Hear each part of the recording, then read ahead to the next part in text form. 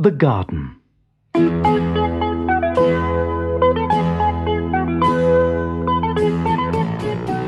A princess is coming to visit our country, said Lion. How can we show her how happy we are to see her? We could all bow, said Hippo.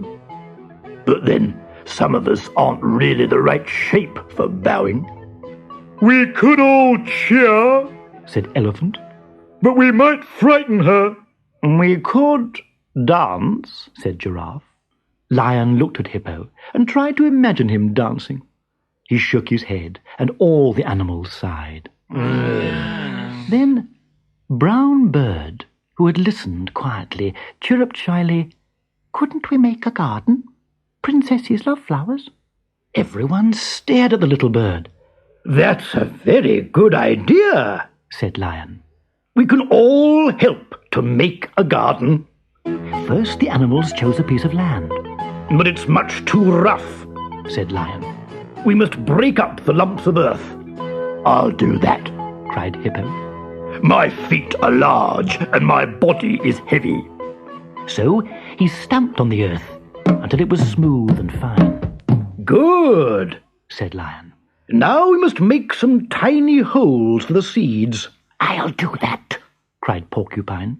The spines on my back are very sharp. So he curled himself into a prickly ball and rolled over and over until the earth was covered with tiny holes.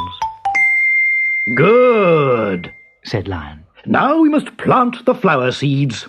I'll do that, cried Grasshopper. I'm light and quick.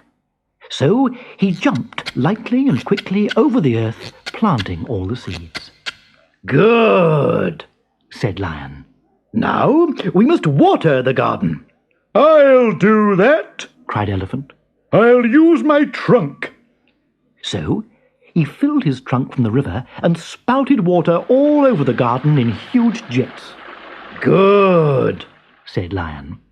Now we must keep a lookout for Monkey, so that he won't come and spoil our garden. I'll do that, cried Giraffe. He stretched his long neck and peered this way and that. Brown Bird hung his head. He had wanted to help, but it seemed that a small brown bird was useless.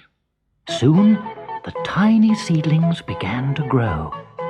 And when Lion looked one day, he shook his head and growled, Weeds! They'll spoil our garden. Who will pull them up? None of the animals spoke. They looked at the ground and shuffled their feet.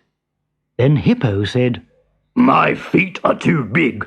I can't weed. My spines would scratch the leaves, said Porcupine, making an excuse. The weeds are much too heavy for me, said Grasshopper. My trunk would simply break the stems, said Elephant. My neck is so long, said Giraffe, but I can't stoop down that far. So the lazy animals turned their backs on the weeds. But Brown Bird flew down into the garden. With his tiny beak, he tugged at a weed, then flew away and dropped it behind a thorn bush. Then back he flew to tug at another weed. The roots were strong, and his beak was tiny, and there were times when his wings ached. But day after day, Brown Bird weeded the garden. At last, his work was finished. Not one weed could be seen. The red, blue, and yellow flowers had grown up tall and straight. The very next day, Giraffe looked out over the trees and shouted, The princess is coming! I see her! The animals gathered around the garden. They were amazed at how tidy it was. Perhaps the weeds all died, said Lion nervously. Brown Bird, perched in a tree, said nothing. The princess smiled when she saw the garden. It's the prettiest I've ever seen. You must have worked very hard. Yes, we worked very hard, said all the animals, smiling proudly. Now, who will pick some of the beautiful flowers for me? She asked. Lion stepped forward. I told everyone what to do, so I should pick them. But I broke up the earth, said Hippo. And I made the holes for the seeds, said Porcupine. I planted the seeds, said Grasshopper.